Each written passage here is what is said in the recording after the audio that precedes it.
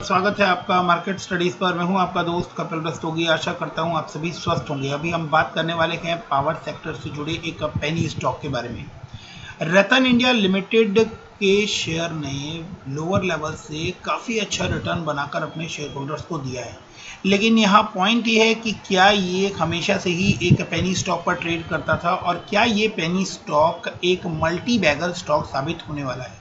तो अभी इसके बारे में हम लोग बात करने वाले हैं। सबसे पहले हम लोग इसके काम को समझ लेते हैं। एक पेनी स्टॉक के ऊपर ट्रेड करने की वजह से अगर हम इस कंपनी के काम को अनदेखा करें तो ये बिल्कुल करेक्ट नहीं होगा। तो हम कंपनी की साइट पर जब पहुंचते हैं तो वहां हमें देखने को मिलता है कि one of the largest private player in power generation in India. Currently ये 5400 megawatt coal based thermal power project handle कर रहे हैं अमरावती नासिक में, जिसमें से 1350 मेगावाट कैपेसिटी जो है वो कंप्लीटली कमीशन्ड हो गई है, यानी उसके अंदर नासिक में काम उसके ऊपर स्टार्ट होकर फिनिश हो गया है। तो ये थर्मल पावर में रिन्यूएबल एनर्जी में काम करते हुए नजर आते हैं। तो रतन इंडिया पावर के बारे में अभी हम लोग बात करने वाले हैं। अब एक एक कर चीज़ों को समझने की कोशिश करते हैं कि रतन इंडिया पावर लिमिटेड का शेयर करंटली 5 रुपये 60 पैसे के ऊपर आपको ट्रेड करता हुआ नजर आ रहा है और लास्ट डे में इसके अंदर 5% का सर्किट भी लगता हुआ दिखाई दिया था। 5% का सर्किट लास्ट डे पर 5 दिन का रिटर्न अगर हम देखें तो तकरीबन 20% का रिटर्न यहाँ पर 5 दिन के अंदर इस शेयर ने हमें दिया है। एक महीने के अंदर 78% का रिटर्न है। 6 मंथ के अंदर 173% का रिटर्न है, यानी पैसे को तकरीबन 3 गुने के आसपास इसने कर दिया है। तो एक साल के रिटर्न को अगर हम देखें तो 187% का बड़ा रिटर्न हमें यहाँ देखने को मिल रहा है, यानी कि इस शेयर में एक साल से काफ़ी अच्छी तेजी बनती हुई हमें दिखाई दे रही है। पूरा कंप्लीट पावर सेक्टर जो है वो इस समय डिमांड में है एंड पावर जेनरेशन कंपनीज जो है उनके शेयर्स बहुत अच्छा परफॉर्म करते हुए नजर आ रहे हैं। ना सिर्फ रतन इंडिया पावर, टाटा पावर हो या सुजलॉन हो या फिर अदानी पावर का शेयर जो कुछ समय पहले तक आप लोगों को बहुत अच्छा परफॉर्म करता हुआ नजर आ रहा था, तो पावर सेक्टर के जुड़े हुए सभी शेयर्स जो हैं वो एक अच्छे मोमेंटम में दिखाई दे रहे हैं। ऐसे में इस जर्नी को चेज करना कितना बेनिफिट रहने वाला है ये हमें यहाँ समझना जरूरी होगा। एक पेनी स्टॉक के बारे में अभी हम लोग बात करने वाले हैं। तो सबसे पहले डिस्क्लेमर ये है कि एक रिस्की शेयर है और इसके अंदर आप एक बहुत ही मिनिमल अमाउंट इन्वेस्ट कर सकते हैं और करना भी एक बहुत ही मिनिमल अमाउंट चाहिए, सो दैट कि आगे जैसे जैसे इसके फंडामेंटल्स इंप्रूव होते हुए दिखाई दे तो आप इस शेयर के अंदर अपनी पोजीशन बढ़ा सकें। एंड पेनी स्टॉक होने के साथ साथ उसके मेरिट्स और डिमेरिट्स भी इसके साथ जुड़ते हुए नजर आ रहे हैं। बट ऐसा नहीं है कि ये शेयर जो है ये हमेशा से ही पेनी स्टॉक पर ट्रेड करता था। आप देख सकते हैं कि 2009 में ये शेयर तकरीबन 40 रुपए का हुआ करता था। उसके बाद इसने जो कंटिन्यूस फॉल दिखाई है एंड बीच बीच में आप लोगों को ये जो राइज देखने को मिल रही है, इसके बावजूद भी तकरीबन 146% का राइज हमें 2013 और 14 के बीच में देखने को मिला, लेकिन उसके बावजूद भी नेट में अगर हम देखें तो ये शेयर जो है ये 1 रुपए के लेवल पर आता हुआ हमें दिखाई दिया था। वंस अगेन जो जर्नी की बात हम लोग कर रहे हैं उसके बाद ये शेयर अभी 5 रुपए 60 पैसे के ऊपर ट्रेड करता हुआ नजर आ रहा है, यानी वापस से एक मोमेंटम इसके अंदर बनती हुई नजर आ रही है एंड उस मोमेंटम का बेनिफिट उठाया जा सकता है।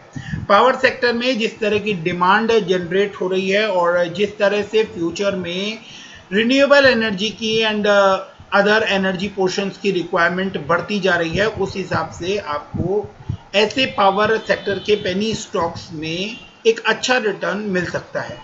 अब हम बात कर लेते हैं कि इसके फंडामेंटल्स इसको कितने सपोर्ट करते हुए नजर आते हैं।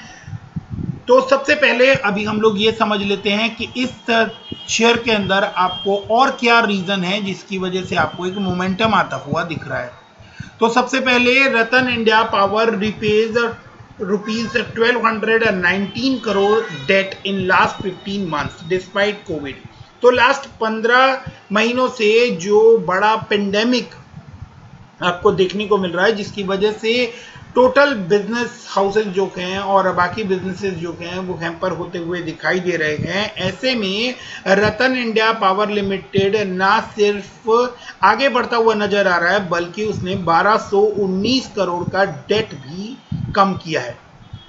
तो कंपनी ना सिर्फ आगे बढ़ने की कोशिश कर रही है, बल्कि अपने डेट को भी पे कर रही है। तो पेनी स्टॉक होने के नाते इतना बड़ा डेट की पेमेंट जो है वो आगे इनके शेयर में काफी अच्छा मूव जनरेट करने वाली है। अब हम इसके फंडामेंटल्स को देख लेते हैं कि फंडामेंटल्स कितने सपोर्टिव नजर आ रहे हैं। तो मार्केट कैप 3007 करोड़ का है, current market price ₹5.60, 52 weeks high यानी एक साल में जो हाई इसने बनाया है वो ₹5.75 का था। और पिछले एक साल में अगर हम इसका लोएस्ट पॉइंट देखें तो वो ₹1.85 का था। फेस वैल्यू 10 रुपीज की है। एंड डेट की बात करें तो 9,253 करोड़ का डेट अभी बुक्स के अंदर हमें नजर आ रहा है। क्वार्टरली सेल्स की बात करें तो क्वार्टरली सेल्स जो है वो आपको पेंडेमिक के दौरान जो जून के महीने में आपको डाउन होती हुई दिखी थी, December to March and March to June जो आपको डाउन होती हुई दिखी थी, वो सितंबर 20, दिसंबर 20 एंड मार्च में आपको वापस से इंप्रूव होती हुई दिखाई दे रही है। ना सिर्फ इतना, बल्कि मार्च के अंदर मार्च क्वार्टर में जो आप इनकी सेल्स देखेंगे वो 862 करोड़ की है, जो कि प्रीवियस सभी क्वार्टर से हमें ज्यादा देखने को मिल रही है।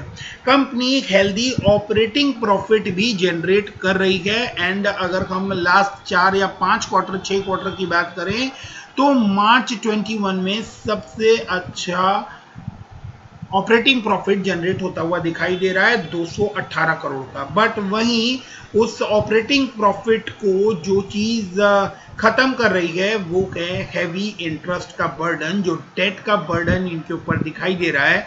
एंड 500-550 करोड़ क्वार्टरली ये डेट की रिपेमेंट करने के अंदर खर्च कर रहे हैं, जिसके बाद प्रीवियस सभी क्वार्टर्स में आपको प्रॉफिट बिफोर टैक्स की जगह लॉस बिफोर टैक्स देखने को मिला था। हालांकि मार्च 21 क्वार्टर में ये प्रॉफिट के अंदर नजर आ रहे हैं एंड वो प्रॉफिट 39 करोड़ का है। हालांकि यहाँ ये बात बतानी और भी ज्यादा जरूरी हो जाती है कि इस प्रॉफिट बिफोर टैक्स के अंदर आपको अदर इनकम का एक पोर्शन 481 करोड़ का देखने को मिल रहा है, जो कि इनकी कोर बिजनेस एरिया से रिलेट नहीं करता। तो इस वजह से भी ये प्रॉफिट यहाँ पर जनरेट होता हुआ नजर आ रहा है। तो अगर ये अदर इनकम वाला पोर्शन अगर हम इसके अंदर से हटा दें तो कंपनी स्टिल अभी भी लॉस में ही परफॉर्म करती हुई नजर आ रही है। तो एक फ्यूचर के हिसाब से आप इसके अंदर इन्वेस्ट कर सकते हैं। करंट पोजीशन जो है वो बहुत ज्यादा फेवरेबल नजर नहीं आ रही है। अभी हम बात करें बैलेंस शीट में, तो बैलेंस शीट में सिर्फ एक ही पॉइंट है जो कि फेवरेबल नजर आता है, वो है कि जो डेट का बर्डन इनका 14,000 करोड़ 15,000 करोड़ के नियर नजर आ रहा था, वो अब इन्होंने कम कर 9,253 करोड़ के ऊपर ले आए हैं। तो ये एक पॉजिटिव बात है जिसका इम्पैक्ट आने वाले टाइम में प्रॉफिट के ऊपर आता हुआ दिखाई देगा। सेल्स इंक्रीज होने के साथ साथ अगर डेट रिड्यूस होते हैं तो जो ऑपरेटिंग प्रॉफिट है वो नेट प्रॉफिट में कन्वर्ट होते हुए दिखाई दे सकते हैं। बात करें शेयर होल्डिंग पैटर्न की, जो कि एक बहुत इंपॉर्टेंट पार्ट है, तो प्रमोटर के पास 44% की होल्डिंग नजर आती है। बट इस होल्डिंग के अंदर से 90% के अप्रॉक्स जो है 88% के आसपास वो प्रमोटर ने प्लेज किया हुआ है, यानी वो प्लेज कर पैसा उठा रखा है। तो अल्टीमेटली प्रमोटर की होल्डिंग जो है वो यहाँ बहुत बड़ा इम्पैक्ट जो है नहीं डालती है। एफआईआई की बात करें तो 2 क्वार्टर पहले एफआईआई ने इसके अंदर प्रीवियस पीरियड्स में एफआईआई ने इसके अंदर बहुत अच्छा स्टेक लिया हुआ था। एंड दिसंबर 2020 आते आते एफआईआई ने इससे अपना सारा पैसा ऑलमोस्ट खींच लिया। और दिसंबर 2020 में हम देखें तो एफआईआई की होल्डिंग इसके अंदर खत्म हो गई थी, जो कि अब मार्च 21 में वंस अगेन 0.16% से स्टार्ट होती हुई दिखाई दे रही है। वहीं अगर हम बात करें कि डोमेस्टिक इंस्टीट्यूशनल इन्वेस्टर्स जो हैं DIIs, वो ग्रेजुअली अपनी पोजीशन जो है वो इसके अंदर बढ़ाते हुए नजर आ रहे हैं। तो किसी समय में 1-2% की होल्डिंग के साथ साथ अब बढ़कर वो होल्डिंग जो है वो 15% के आसपास हो गई है। हालांकि दिसंबर 19 में ये होल्डिंग हमें 18% के आसपास नजर आ रही थी। मेजर पोर्शन जो है वो अभी पब्लिक के पास हमें नजर आ रहा है और वो है 40.50%। तो एक रिस्की शेयर होने के पीछे के बड़े रीजंस हैं कि प्रमोटर की होल्डिंग जो है वो काफी बड़ा परसेंटेज प्लेज किया हुआ है। FIIs ने इसके अंदर अपनी होल्डिंग्स जो हैं वो कम की हैं एंड DIIs की होल्डिंग भी आपको पीछे अगर 4-5 सालों की बात करें तो आपको ग्रेजुअली डिक्रीज होती हुई नजर आ रही है।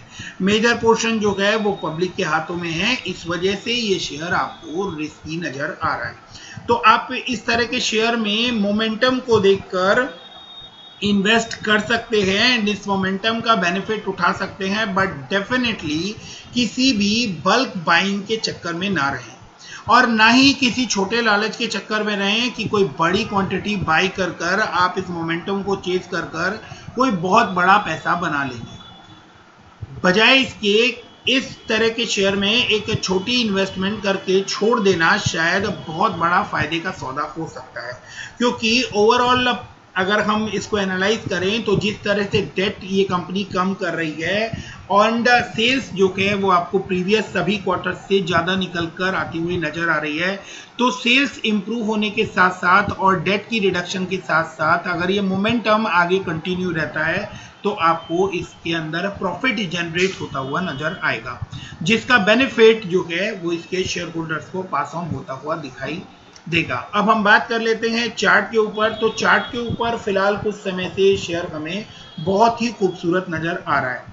तो बढ़ता हुआ शेयर है एंड काफी अच्छी रिटर्न इसने बनाकर दी है और बढ़ते हुए शेयर में कभी भी आपको रेजिस्टेंस लेवल की टेंशन नहीं लेनी चाहिए कि किस लेवल पर ये जाके रेजिस्टेंस फेस करने वाला है। करंटली अगर ये बढ़ता हुआ नजर आ रहा है तो आप इसको इसके सपोर्ट लेवल को लेकर कंसर्न कर सकते हैं, बट मैं यहाँ आप लोगों को इतनी बड़ी क्वांटिटी जो है वो बाई करने के लिए रिकमेंड कर ही नहीं रहा जिसके अंदर आपको किसी तरह का सपोर्ट या स्टॉप लॉस की टेंशन लेने की जरूरत हो।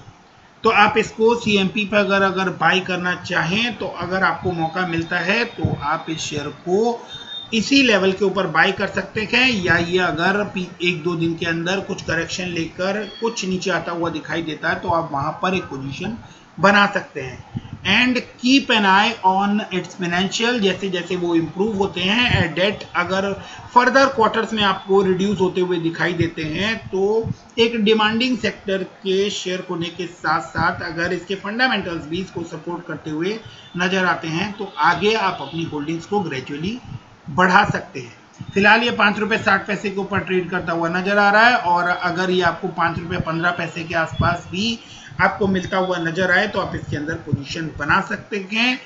वर्स टू वर्स कंडीशन में ये आपको 4 रुपये 70 पैसे के लेवल पर एक स्ट्रॉन्ग सपोर्ट लेता हुआ नजर आएगा। तो वीडियो अगर पसंद आया हो तो वीडियो को लाइक शेयर एंड सब्सक्राइब करना ना भूलें। Thanks for watching, keep investing, stay safe, thank you, bye bye.